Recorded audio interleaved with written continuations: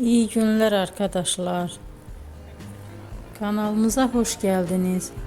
Bugün sizler için iki sevilen oyuncularımız Can Yaman ve Demet Özdemir'den yepyeni videolarını fanları için hazırladık.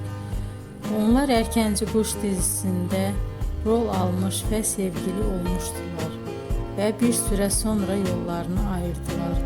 Biz onları birbirine çok yakıştırıyoruz ve onların en güzel videolarını fanları için hazırladım.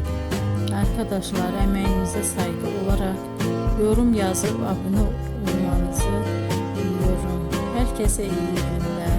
Hoşça kalın.